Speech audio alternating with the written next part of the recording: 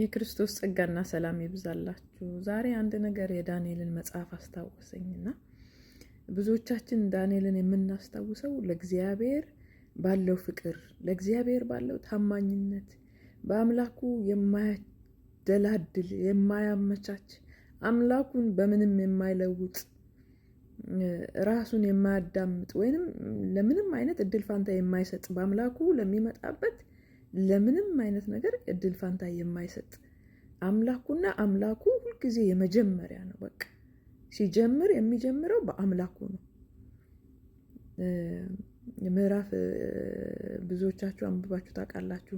እዛው ዳንኤል መጽሐፍ ምዕራፍ 6 ላይ ንጉሥ ዳሪዮስ ወደ 120 የሚሆኑ መሳፍንቶችን ሾሞ ነበር እና በእነዚህ 120 መሳፍንቶች ላይ ደግሞ 3 የበላይ የሆኑ መሳፍንት ሾሞ ነበር።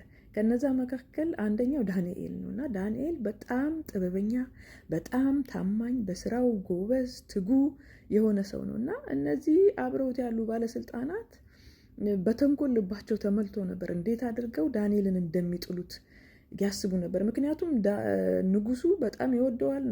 ጆሮ የሚሰጠው ሰው ነው፣ የሚወደድ ሰው ነው ዳንኤል እና ምንም በስራው በኩል ምንም ሊያገኙበት አልችሉም። በቃ እሱን የሚጥሉበት መረብ መዘርጋት እንዳለባቸው ያውቃሉ እና ሲያስቡ ዳንኤልን ሊያገኙት የሚችሉት በአንድ መንገድ ብቻ ነው፣ እሱንም በአምላኩ ከመጡበት ብቻ። ምክንያቱም እነዚህ ሰዎች ዝም ብለው ይህን መንገድ አልመረጡም። ምክንያቱም ዳንኤል በየጊዜው በቀን 3 ጊዜ በአምላኩ ፊት እንደሚሰግድ ያውቃሉ፣ እንደሚጸልይ ያውቃሉ። ያንን ነገር አንገቱ ቢቆረጥ እንደማይተው ስለሚያውቁ ወደ ንጉሥ ዳሪዮስ ሄደው ሕግ እንዲያወጣ ለ30 ቀን ሕግ አዋጅ አውጣ። በዚህ በ30 ቀን ውስጥ ሁሉም ሰው ወደ አንተ ብቻ እንዲጸልይ፣ ለአንተ ብቻ እንዲሰግድ በፋርስና በሜዶና ሕግ አጽድቀው። እነዚህ አልታዘዝም ያሉ ወደ ሌላ ወደ የአምላካቸው ሲሰግዱ የተገኙ ሲጸልዩ የተገኙ ሰዎች በአንበሳ ጉድጓድ እንዲጣሉ ነው እንግዲህ ሕግ የሚወጣው እና ቁጥር 10 ላይ ምን ይላል? ዳንኤል ይህንን ሁሉ ነገር በሰማ ጊዜ፣ ይህን አዋጅ እንደወጣ በሰማ ጊዜ ወደ አምላኩ ሲጸልይ የተገኘ ሰው በአንበሳ ጉድጓድ እንደሚጣል በሰማ ጊዜ ዳንኤል አዋጁ እንደወጣ ባወቀ ጊዜ ወደ ቤቱ ሄደ። መስኮቶቹ በኢየሩሳሌም አንጻር ተከፍተው ባሉበት በሰገነቱ ቀድሞ ያደርግ እንደነበረው በቀን 3 ጊዜ ተንበርክኮ ጸለየ፣ አምላኩንም አመሰገነ ይላልና። እረ ምን አይነት ጸጋ ነው! እግዚአብሔር ምን አይነት ጸጋ ቢሰጠው ነው! እግዚአብሔር ምን አይነት ልብ ቢሰጠው ነው! እግዚአብሔር እንዴት ቢገለጥለት ነው! የእግዚአብሔርን ክብር እንዴት አድርጎ ቢያየው ነው! በቃ የእግዚአብሔርን ሕልውና የእግዚአብሔርን ክብር እንዴት አድርጎ ቢያውቀው ነው ይሄ ሰው እንደዚህ የተሰጠው ለሞት እስከ መሰጠት ድረስ። ሰው ነን እኮ ሰው የራሱ የሆነ የሚያስፈራው ነገር አለ። ስጋችን የሚሄድበት ደረጃ አለ አይደል? ግን አንድ ነገር አለ፣ የእግዚአብሔር ጸጋ አለ። መንፈስ ብርቱ ነው፣ ስጋ ግን ደካማ ነው አይደል የሚለው ቃሉ።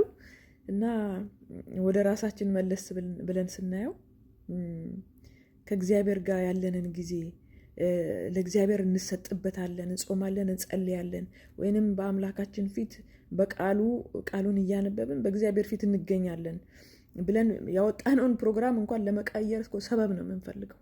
እኔ የራሴን ድካም ነው ዛሬ ያየሁበት እና ጸሎት ኖሮን የጸሎት ጊዜያችንን የምንሽር አይደል ደከመን ብለን በቃ ሀሳባችን የምንቀይር ሰዎች ነን። እንደቀላል ምክንያቱም እግዚአብሔር ቆሞ በዛ ጊዜ የሚጠብቀን አይመስለንም።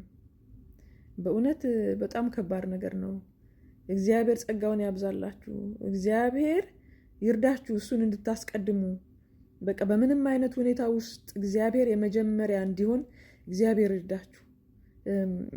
እንደኔ ሰነፎች ለሆናችሁ ሰዎች ነው፣ ብርቱ የሆናችሁ ጎበዝ የሆናችሁ በሰዓቱ ለምትገኙ በሰዓቱ የተቀደሰውን መስዋዕታችሁን ለምታቀርቡ ለእናንተ አይደለም ይሄ መልእክት የሚመለከተው እንደኔ ድካም ላለባቸው ሰዎች፣ እንደኔ በቃላቸው በእግዚአብሔር ፊት ባወጡት ፕሮግራም ለማይገኙ ሰዎች ነው እና ለእናንተ እግዚአብሔር ጸጋውን ያብዛላችሁ። በእውነት እግዚአብሔር ይርዳችሁ። እግዚአብሔርን በክብሩ እዩት። የእግዚአብሔር ጸጋ ይብዛላችሁ። ወዳችኋለሁ።